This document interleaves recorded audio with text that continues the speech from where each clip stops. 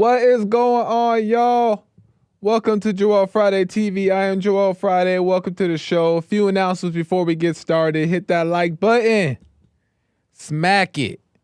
Lay the smack down on the like, subscribe, and share button. Tell your peoples about the show so we get the subscribers up and a message out. Do it now. Help a brother out. As you guys know, we are a talk show, and we are live Monday through Thursday at 11 a.m. Pacific time. And at any point during the show, you know what you can do. You can call in at 888-775-3773, 888-775-3773, and we could talk about whatever. Even if it's Steph Curry saying he's voting for Kamala. Lord. And then they ask him why. He said women's rights. Lord. Even if you want to talk about that, you can. You can call in at 888-775-3773. If for whatever reason you can't call in, but you still have a question or comment, or you just want to support the show, you can go to buymeacoffee.com/JoelFridayTV. Or go directly to the YouTube description, and you can click the link there if you don't want to type it out. Or hit the super chat button on YouTube live chat. Send your question or comments there. I'll read them live on air. And it is appreciated. Amazing stuff. We got some stuff we're going to get into. First off, we're on episode 192, y'all. Shout out to YouTube, Facebook, Instagram, and Punchy.tv, where we are streaming JFTV live right now as we speak. So whatever platform makes the most sense to you, you can tune in from there. Facebook, YouTube, Instagram, and Punchy.tv. Amazing stuff. We are on episode 192, y'all. We made it to 192. Ooh! But here's the thing. Episode 200 is coming up. Oh, it's coming up fast. And I'm thinking we do another challenge. I'm thinking maybe we do spicy noodle properly. Because last time Nick had all the spicy noodles sunk to the bottom. And Nick had that part. While everybody else had like a little bit, Nick had the whole stuff.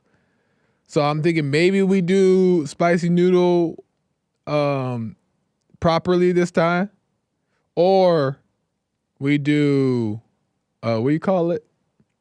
The hot chip. The hot chip. And I heard that one ain't a game. I heard that one ain't a game. But we'll see what happens. Let me know what you guys would like to see. Amazing stuff. Anyway, I wanted to talk to you guys about this, about attitude, right?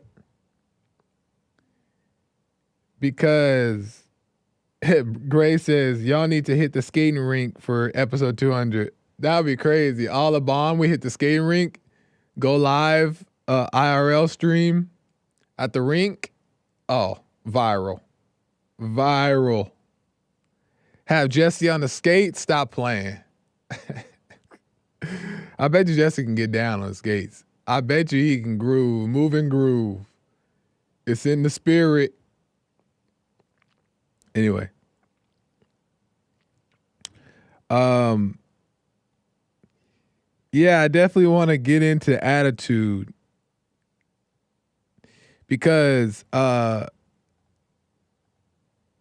came across this video on Instagram, and I want to talk about that and how it relates to attitude.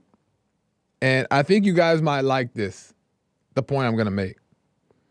And I think that it might give you a little bit more like, take a little bit of the burden off your shoulders a little bit more.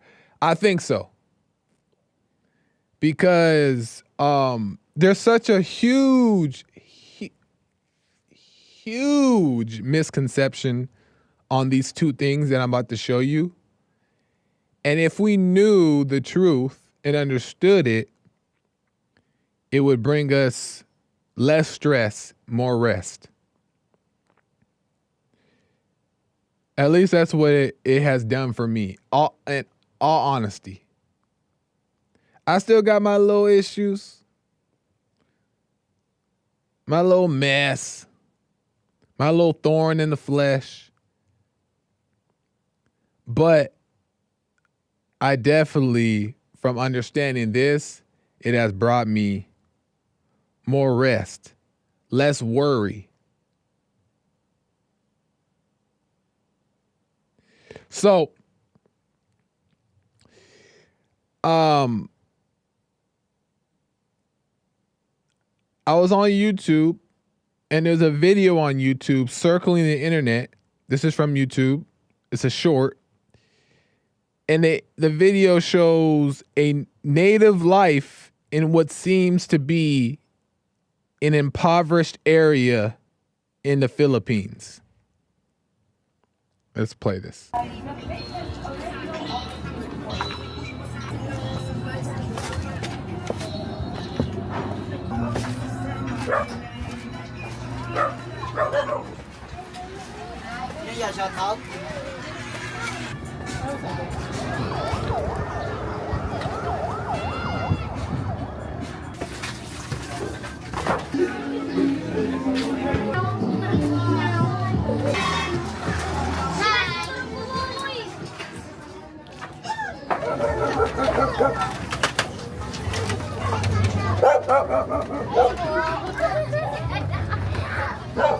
Hey.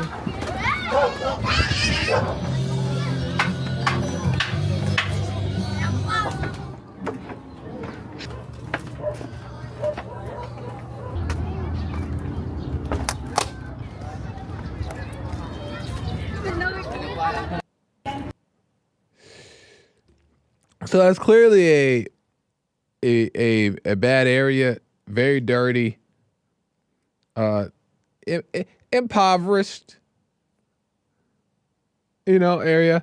But I want to point something out to you guys really quick, and I want you guys to just see it for yourself really quick. I'm gonna play it one more time, but I want you guys to look at the attitudes of the adults in this video and the attitudes of the children in this video. One more time.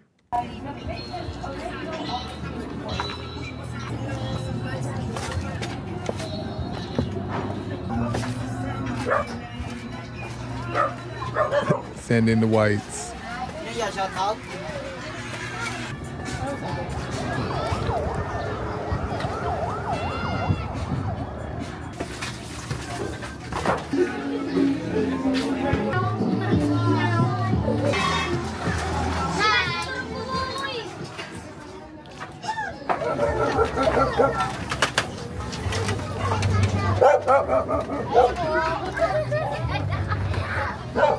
Hey.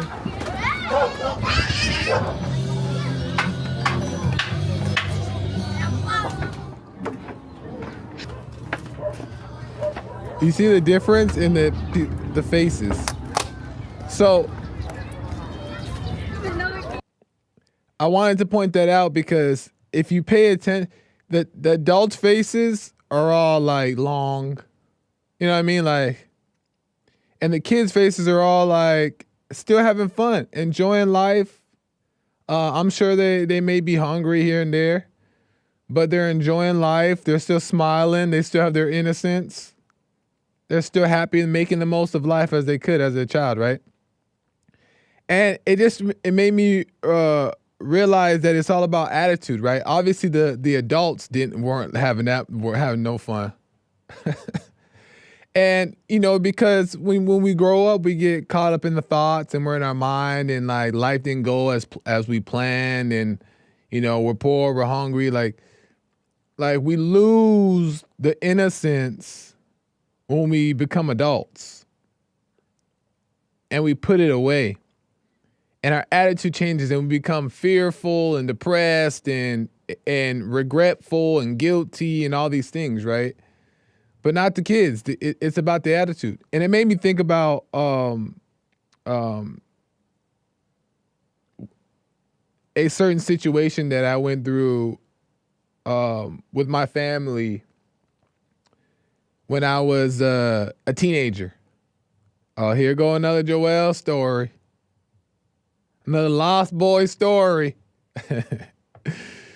But I went to, my life was never like that, right? So I never had to live in that way. But my mom was single, so we didn't have money like that. I went to 6 elementary schools. We moved around a lot. I went to 4 junior highs. I remember all of them too. I can count them. I'll tell you my teachers too. It's a weird thing. But I went to one high school. And we moved around a lot because my mom was just trying to make money, right? Survive. And my closest thing to like a lifestyle that just felt uncomfortable, like you would see in this video, was when I would go to my grandpa's house. Okay, my grandpa had a house, and in his house, we would always go back and forth to my grandpa's house. And as far as living, right, we would live there some years, go move out, then come back, blah, blah, blah.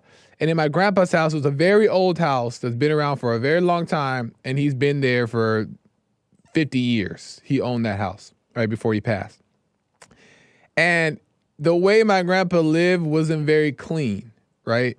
It was like it wasn't taken care of. Things were very dirty, very old. And he would keep a lot of things, and it was just very like not taken care of.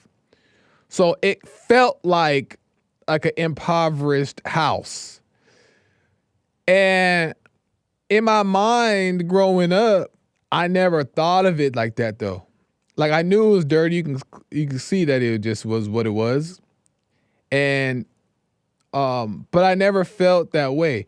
But what's interesting is that my brother and I both were raised by my mother. And he lived the same way as I did, right? But we both had 2 different attitudes. We both had 2 different, and we talk about this.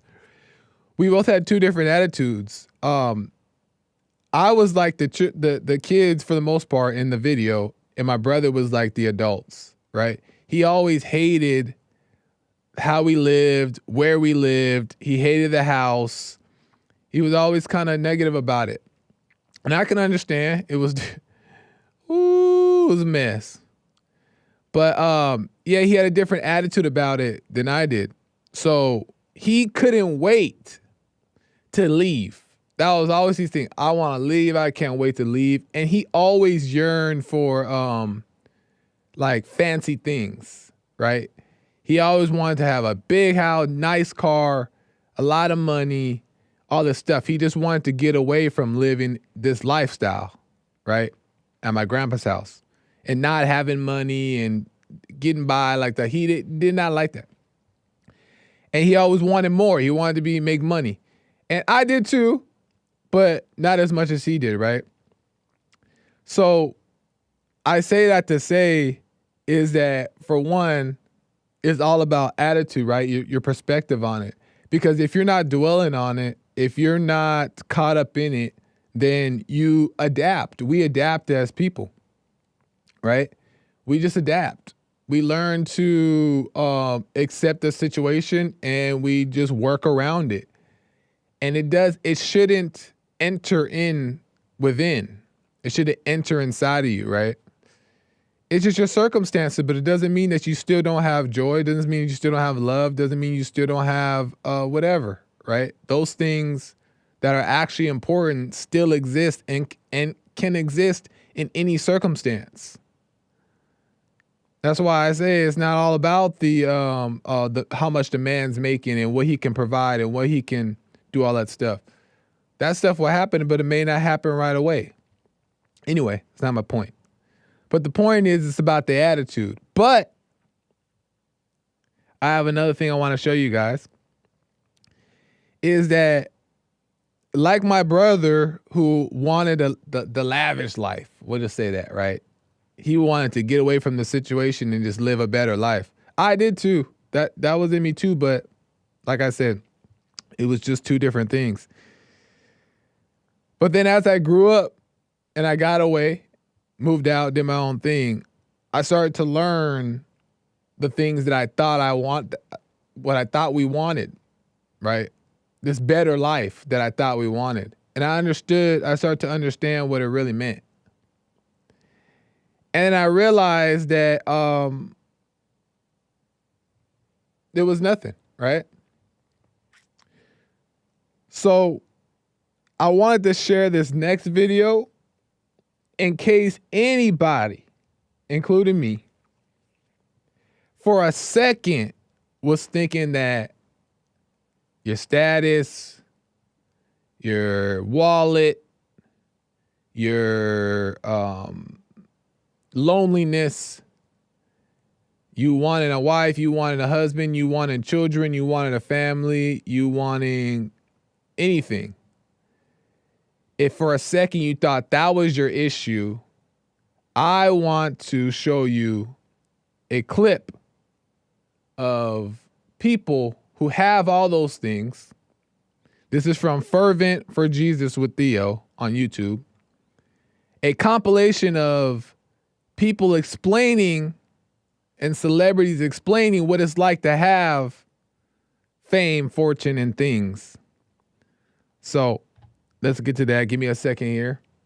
And I wanted to bring this because everybody have these thoughts, right? What would life be like if I just had, $1 billion?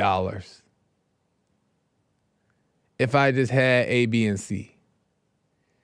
Well, we're going to get into that right now. Just some testimonies. Let me just make sure we're doing this right. Boom, boom. Bow. Okay. You guys see it? Okay, here we go. Listen to this. I'm a rich rock star, and I have everything the outside world says I have everything, but, inside I'm dead. I had bought into the not uncommon notion that when I taste success, when I get over there, then I'll be happy. But the strangest thing happened. As the show got more successful, I got more depressed. But I feel like the way that I have money kind of took away a lot of my happiness. I was a millionaire. I had beautiful women in my life. I had cars, a house, an incredible, a solid gold career. And yet, on a daily basis, I wanted to commit suicide. When I was on top of the world, it became more and more and more depressed until it was like suicidal thought.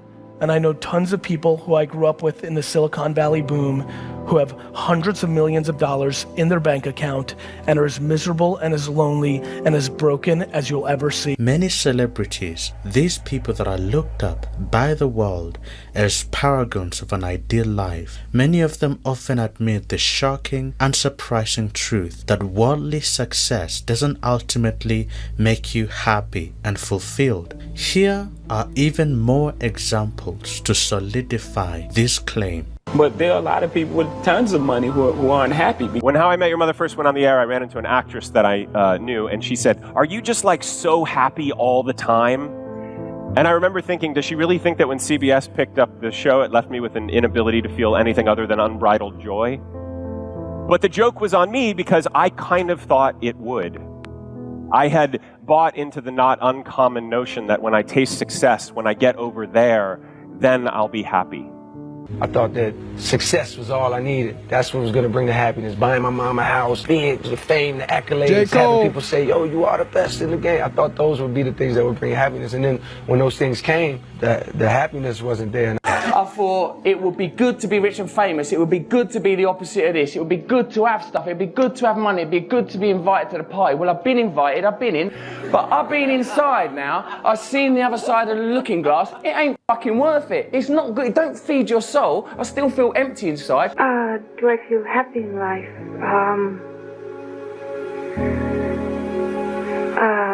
Let's see. Let's say I hope I'm finding happiness. But I'm not just generally happy. If I'm generally anything, I guess I'm generally miserable. But what happens is you just realize none of it can make you happy. And, you know, once you've bought everything you want, and there's literally nothing on earth else that you want to buy, you know, I just wish that was a gift that everybody could have, because there's nothing that material can do to satisfy you, right? So it's like that, you know, I'm in that phase of my life that can actually be scary. When you realize that no relationship, that no money, that no kids, that like there's literally nothing that can make you happy. In the book of Ecclesiastes, amazing stuff. One second here. Amazing stuff. The point of all of it is that one want, and I think that the purpose is for us to not want for anything, right? Because when we don't want for anything, we just kind of just go with the flow of life. But when you want for anything, you're not satisfied, right? And that shows that something else is missing. So any want at all is not going to solve the problem. And I used to think for a long time, like, man, that would be kind of cool to have a wife and children. And I didn't grow up like that at all. I had no examples of that. But then when I came to bond and started waking up, I was like, oh, wife and children would be nice. It'd be kind of cute. Have a little mini Joels running around. I was like, nice. But then that started becoming important. Like, dang, I want a wife and kids. I want me a little wife and kids. But really, just no real reason why. But just because it sounds nice. But also, you know, you procreate, you multiply, and you pass on your little wisdom to your little kids. But the point is that it shouldn't be a want, right? We'll see type of thing. And that was not gonna, that's not gonna make me happy or make me feel better or make me satisfied or nothing. What everybody is ultimately looking for is perfect peace. Right? That's what everybody wants. And if everybody found that, there would be no desire for anything else, because you're just satisfied, right? So I just wanted to play that just as a reminder that that's not the answer. God already has everything provided, and money and all that stuff is also not even as necessary as most people think, because God adds all things to your life. Meaning, like, sometimes you receive things that you didn't purchase, right? Sometimes things just happen. So, yeah, there's more to life than wanting these things. And I think the point where God kind of wants us to, think about is returning to that childlike faith. Because think about a child. A child doesn't want for anything. They don't understand worry. They don't understand worry yet. So because of that, they have perfect faith. Because they don't understand the concept of worry. They don't even know what that means. They don't know what it means that something may not go right. They just have a natural faith due to ignorance. And that's what God wants us to get back to, is that type of childlike innocence.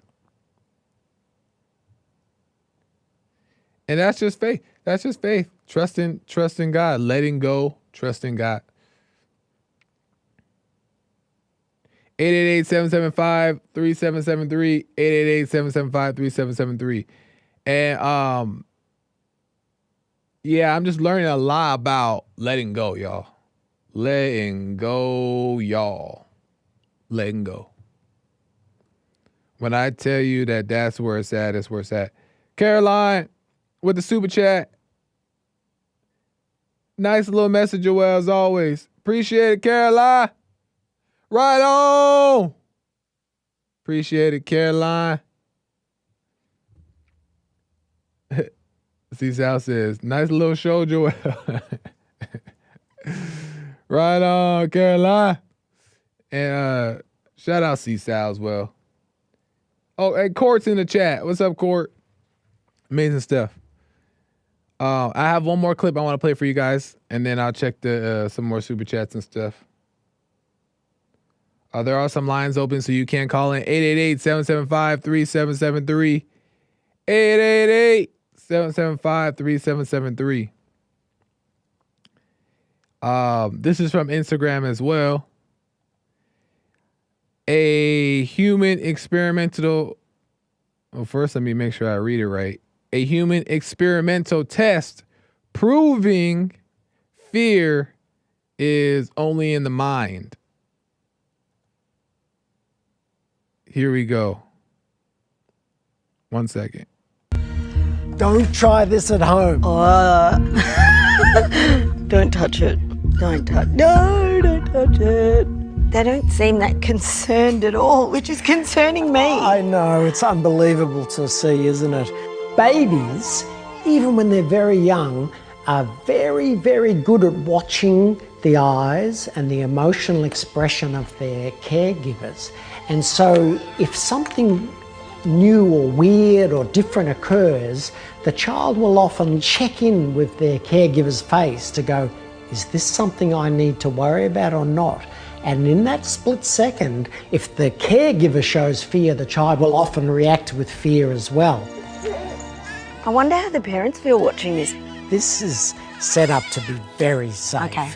These are trained snakes that are used to being with humans. They're non-venomous? They're non-venomous. I'm sorry, I can't. So once you've learned to fear them, it's an awful feeling. But we start out like this. But we start not out fearing like at all, this. touching it on the face. Yeah, just no fear at all. She hasn't learned there's anything to worry about with snakes. What a mess. Isn't that crazy, though? That's so crazy to me. Because, yeah, the adults are just overreacting. We just be overreacting. Children, I don't even care. And I realized that from that, too, is that fear is taught, anger is taught, misery is taught. It's all taught because like the doctor, that guy said, I don't know if he's a doctor or whatever he is, he said that the children look to the parents to give them a reaction. So the children are asking to be taught by nature, right? Like, how should I react in this situation? They look to their parents for confirmation. And however the parents respond is how the kids learn to react. So anger and fear and emotions and feelings and all that stuff doesn't even present itself until it's shown and taught by the parents as an example. And the kids just pick it right up. Because remember, without first the thought, you can't have the feeling. So the thought kind of creates the feeling. So when the child looks at the parent and sees the parent overreacting, then by that same example, the children act it out. They act it out until it becomes real. What the? They act it out until it becomes real.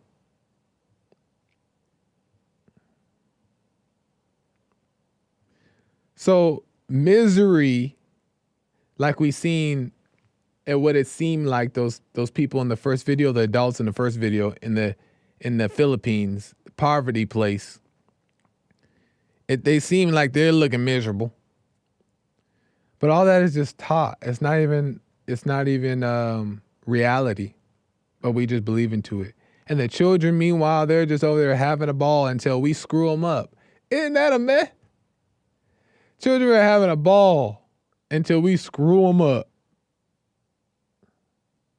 Loving life, enjoying life, experimenting, and they're not even like trying to be good.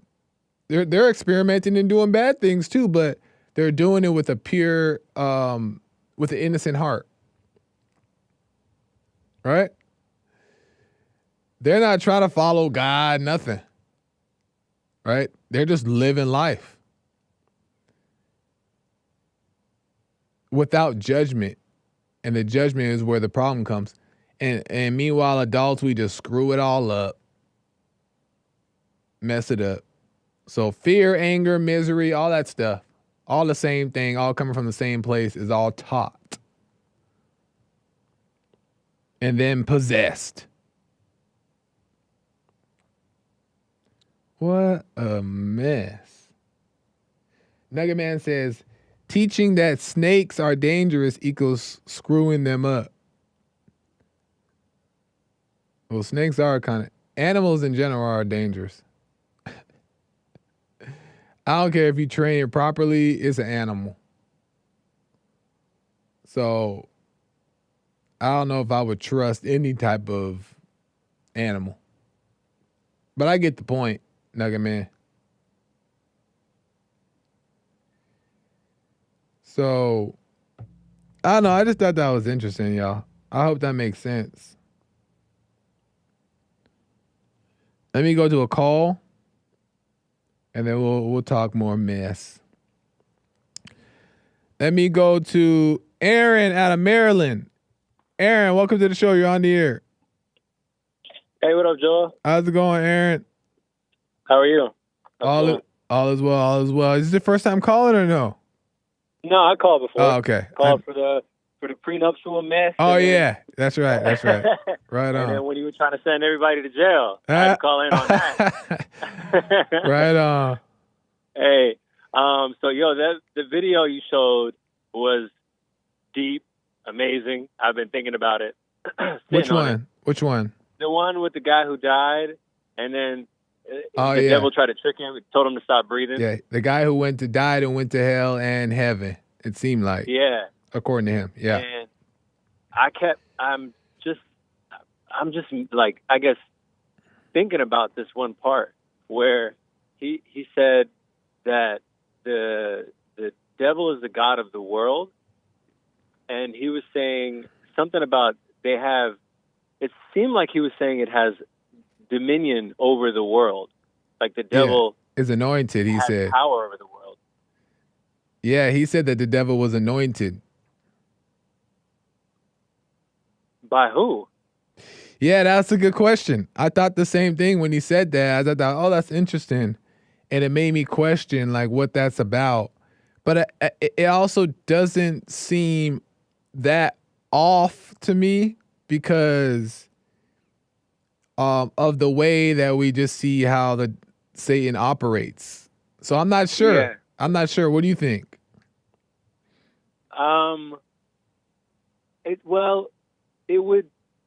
It would make sense. I think the word anointed, usually we think of it as someone that's placed on a higher up thing. Right. But it could just mean you are appointed like the head of this terrible place. Yeah. You know what I mean? That could be it too. And it also made me think that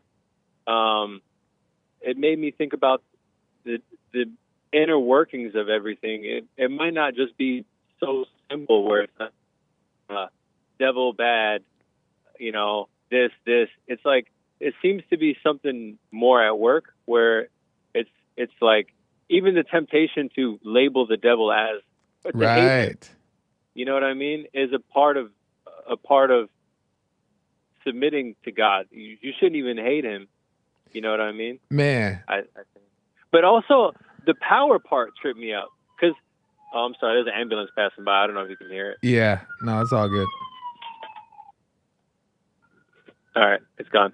But the power part tripped me up because that made me think if you're not shielded from, does that mean, let me ask you this.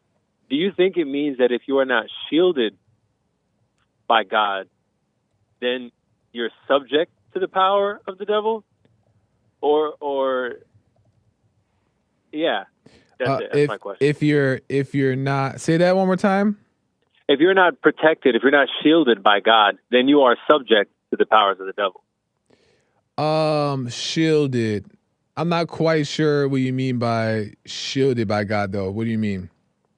Well, if you have been reborn, yeah, and you have laid down your weapon, yeah, then it's just God's armor that you have.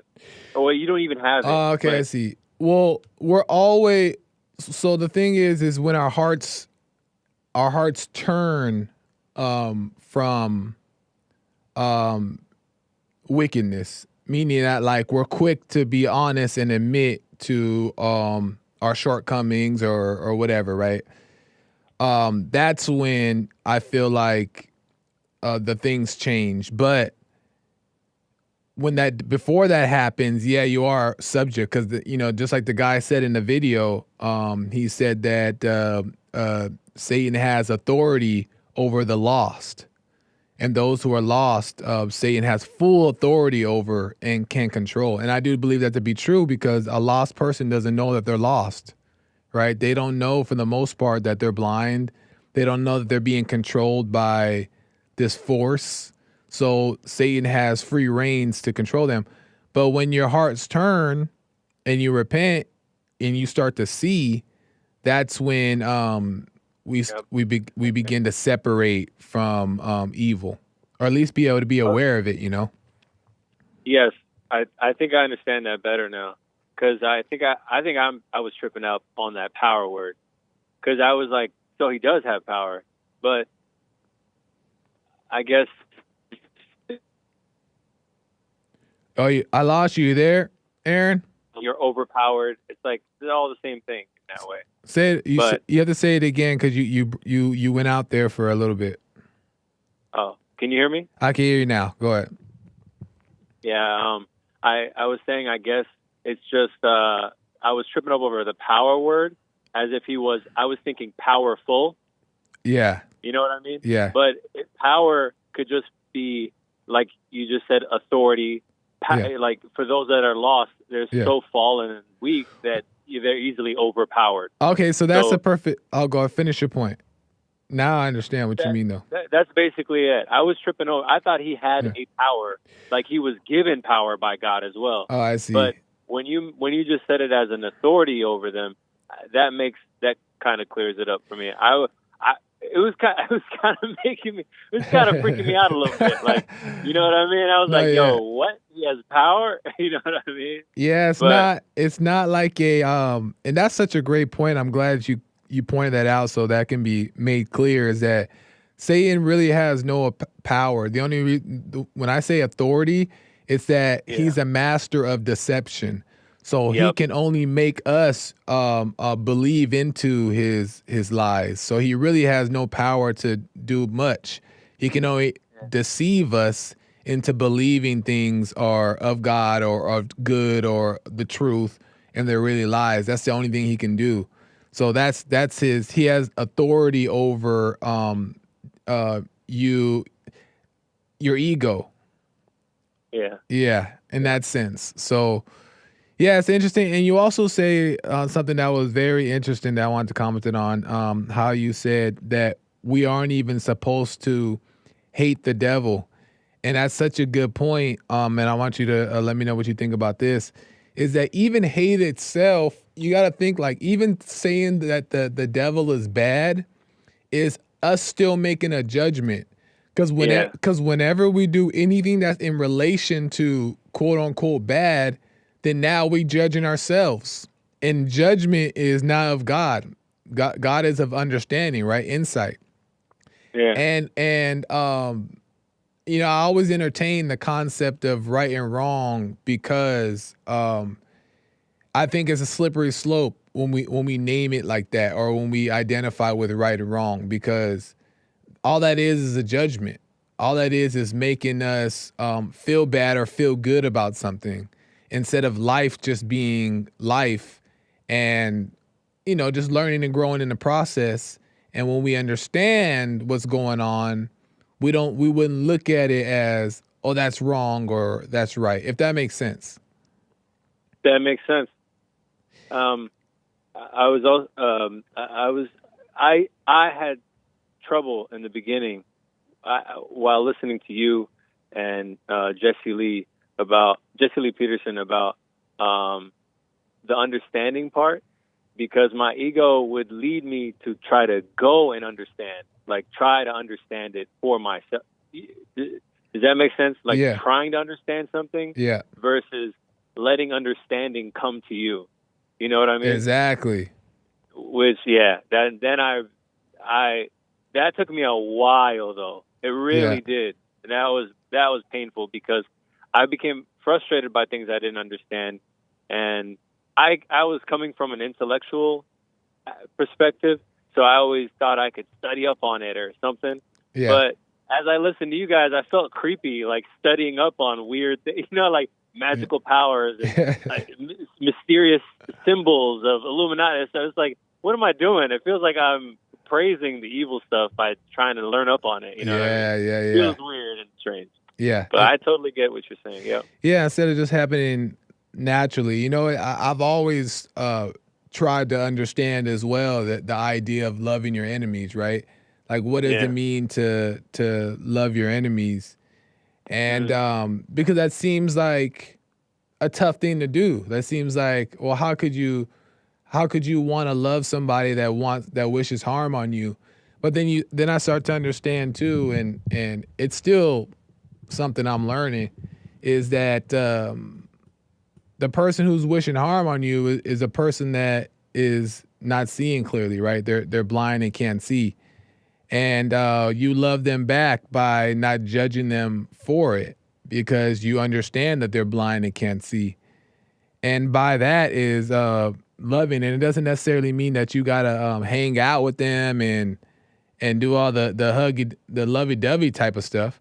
But you just love them by not judging them and understanding that they're lost. There's just lost people can't see. I am still a student in that. I know. That is a tough one, man. It's easy to say it, and it's so sweet to say it, but in the moment, oh my gosh, I still resort to hooping and hollering in those moments. Like, God bless you. You know I know. You just want to be like, oh wow, God help you or something. You know, even though I know I shouldn't say something like that, it's just like. Yeah. And it feels so petty and it feels so sarcastic, and I'm like, oh man, it's like thorns. It feels like thorns. And I know it's fake, but I am still a student in that, man. I'm still letting go, I guess. No, that's the truth. Same here. But the point is, as we learn it, our awareness of it is enough. You know what I mean? We don't have to try to be perfect in it or like deny it or try to control it, you know? I've just begun trusting that now. Yeah. But that was the being aware of it also was tough because I realize I didn't want to see it. I don't want to see it. Yeah.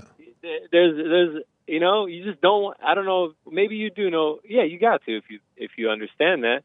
It's painful. I don't want to look at it. I don't want to look at this mess that I'm in that I keep putting myself in. Well, I'd rather just, you know, the only thing, watch a movie. The only thing is that because we think that we're putting ourselves in it, and that's not true. And the also is that we're judging it as bad instead of the process, right? Satan is busy, but God is also ultimately in control. So we just got to trust the process. And the worst thing that anybody can ever do is be in denial, right? Because in denial is avoidance of letting the truth in. God can't work on us if we don't admit to it.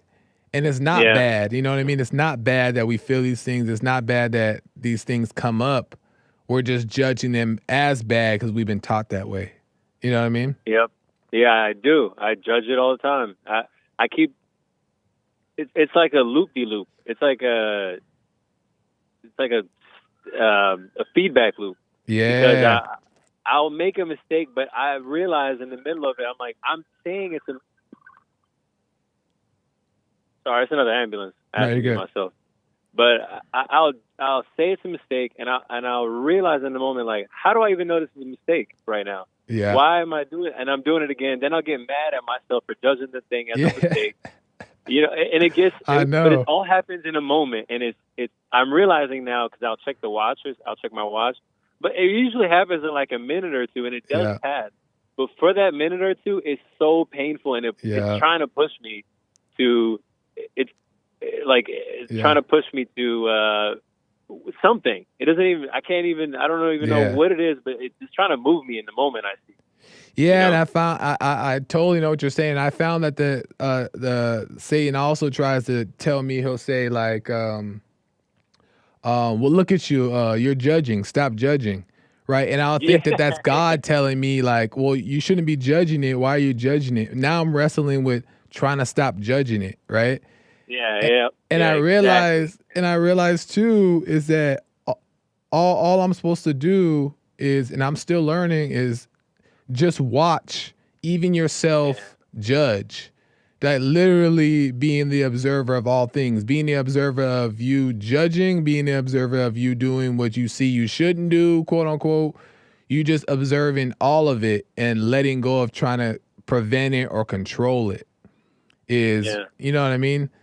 It's tough, man, but I think I do. Yeah. I think I do. Just watching it in every sense possible. Yep. And hands off. Hands off, yeah. Yeah. Let me ask real quick. All right, man. Let me ask one question, last quick question, Aaron, then I'll let you go. Why do you think that it's hard for you to just let go and stop trying to control life? Because now I see I'm so afraid. I'm just always afraid. Everything goes back to fear. Yeah. It's like round the clock fear of, I'm only admitting it now, but honestly, everything. I'm just afraid of I don't know what's going on. You know what I mean?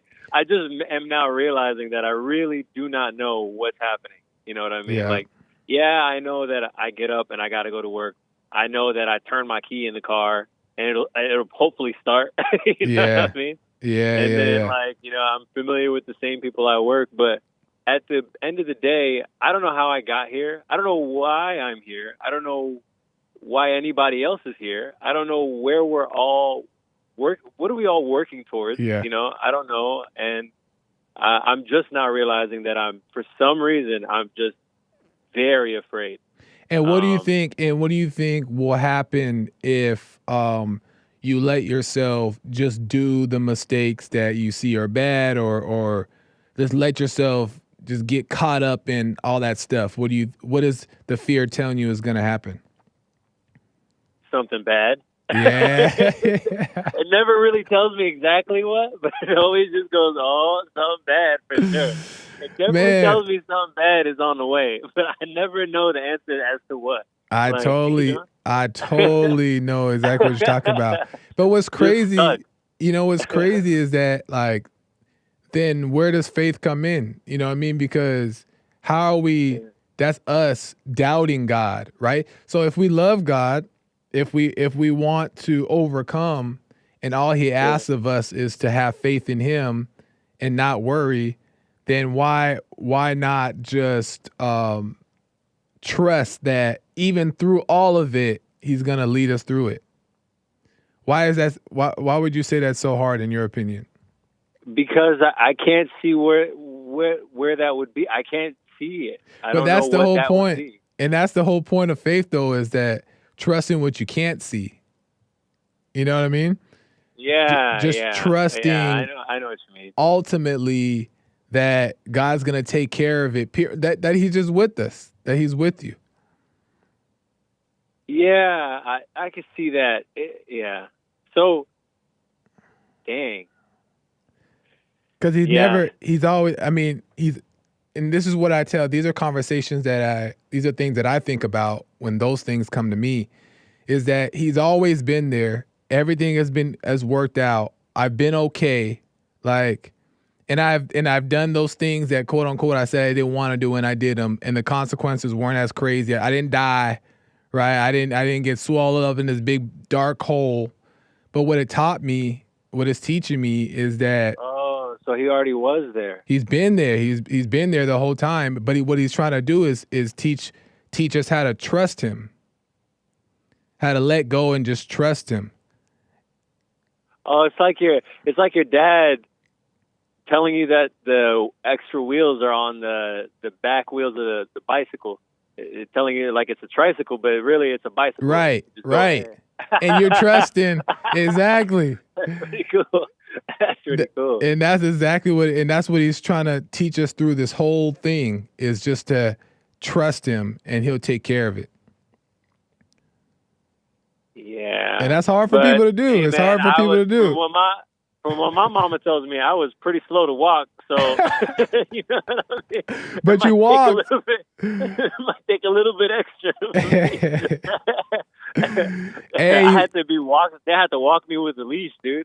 Hey, well, you're walking now, though. You're walking now, so that's true. That's true. That's true. That's deep, man.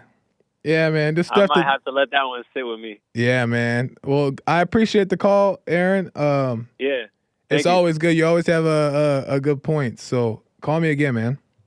Definitely. Thank you, man. All right, no problem. Have a good one. You just gotta trust. And it's back to the little kid thing. Back to the little children. Back to the little children. The little children in the Philippines.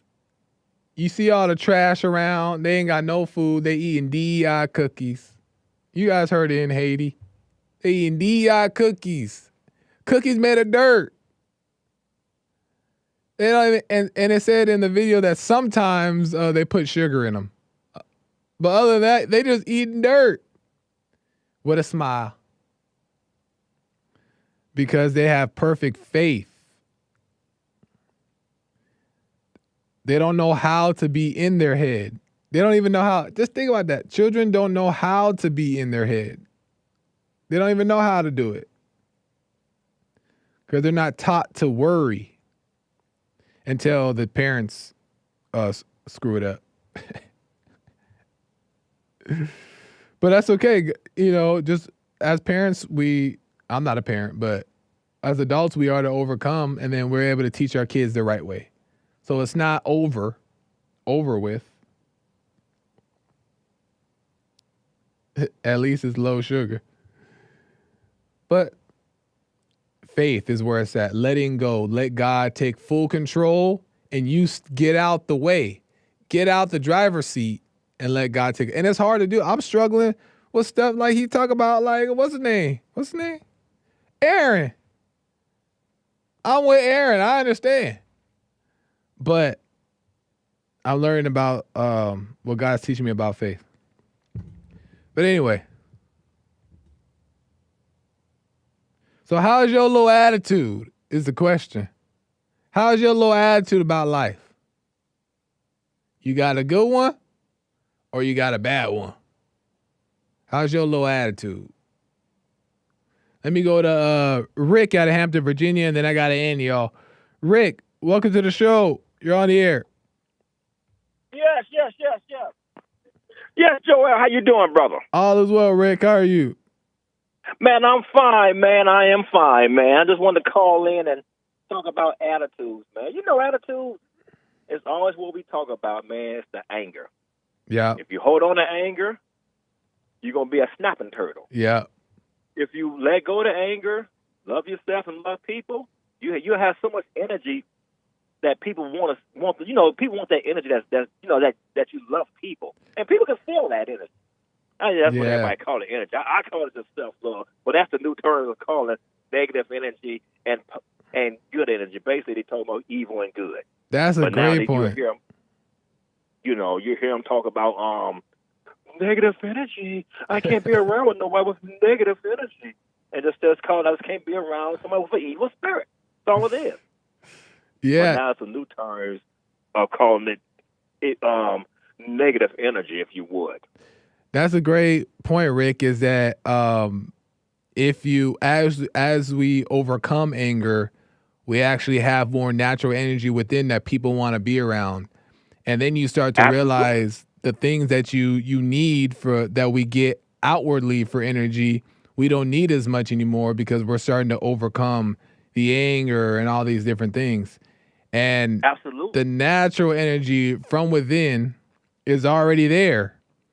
We're just all the other stuff, the thoughts and the anger and the emotions are just in the way. You know, when Jason was talking about anger, I didn't understand what he was talking about at first. Because when I grew up, I didn't have any anger when I was a kid. Don't get me wrong, I got angry, but it wasn't part of my personality. But when Jason came on saying, it's the anger you got to deal with, it's the anger. I said, what is Jess? Why do you keep saying anger? But I kept on listening, but finally I understood what he was saying. Because most times the things we do, all the other things we do, is cause, the root cause is anger. It's right behind it. The what anger? You know, like when you like assault somebody, steal, whatever. Yeah. Most time the root cause of that sin at the end of the day is anger, right behind it. I'm missing the part. What kind of? I'm missing where you said. Well, like for example, let's say like if I go, if I slap somebody, even though I slap somebody, you know that's wrong, but the motivation behind me slapping that person was because I got angry. Yeah. You know, so it took me a while to understand that when Jesse used to talk about this. So now once I understood, like even if you go to court there, Joel, when you go to court, 9 out of 10 people there in court because they got angry. Yeah. Yeah. You know, It all started with the overreaction for sure. Yeah. And that's all I'm saying, man. It's like when you get liberals want to separate. You know how they say you got to separate church and state. Yeah. But the Bible clearly states that you want to choose godly government officials. If God instituted government, how can you separate it? Yeah. If He instituted it. Yeah. You know, I mean, I agree with that. You know, I mean, I get a lot, and you only hear that from most times Democrats. You don't hear no other party saying that but Democrats, because most times, most of them, you know, unfortunately, they have godless views. They do, and I don't care. They do go to church. They go to church, but they vote for a party that don't have any godly values whatsoever. Yeah. No, that's good points, Rick. I appreciate I'm so out of time, but you're right about the church and state thing. Like that's the wrong thing. You definitely, if you're a government official, everybody should have godly values. Yeah, it should have grounded in godly values. You know what I mean? And living by them. So that way they're making sound decisions when they're in government. So you're right about that, Rick. I appreciate it. You know? No problem, Joel, man. Thanks for taking my call. Love you guys. All y'all keep up the good work, man. All right. Thank you, Rick. Have a good one. Love you guys. Be blessed. All right. You as well. Yeah, you don't want to be no snapping turtle like Rick said. And you're right. But the whole energy thing, I'm telling you.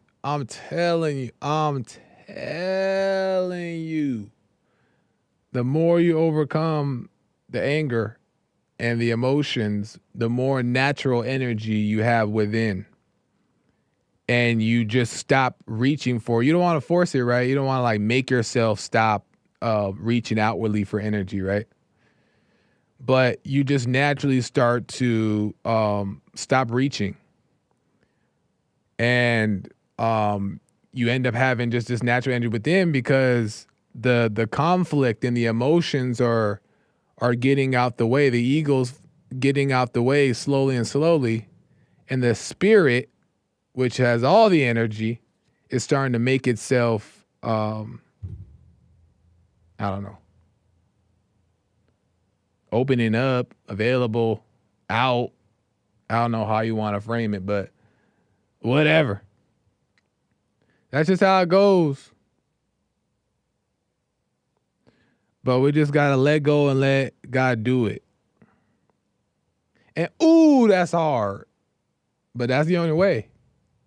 It's the only way. You know what I'm saying? So until that happen, enjoy your little outward energy. And don't like now judge it. Enjoy your little outward energy. Cause I used to drink Monsters and I was enjoying them. Monsters.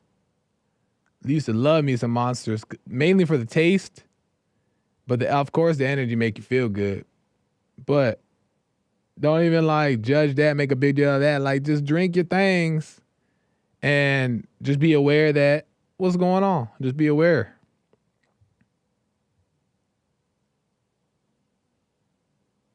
Amazing stuff. I gotta end. I'm just out of time, Lord.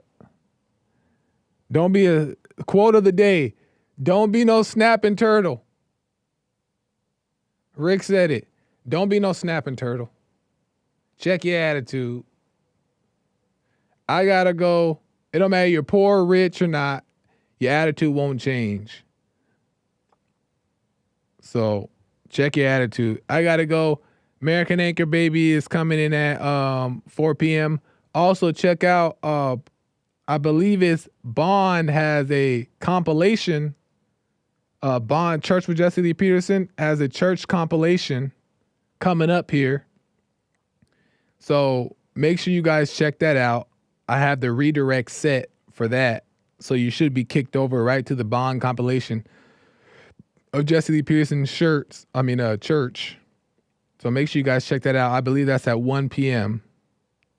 So check that out. And then after that, guess what? American Anchor Baby coming in, flying high. So make sure you guys tune into that as well. I'm gone, y'all. Tomorrow is my last day for the week. So tomorrow is my Friday.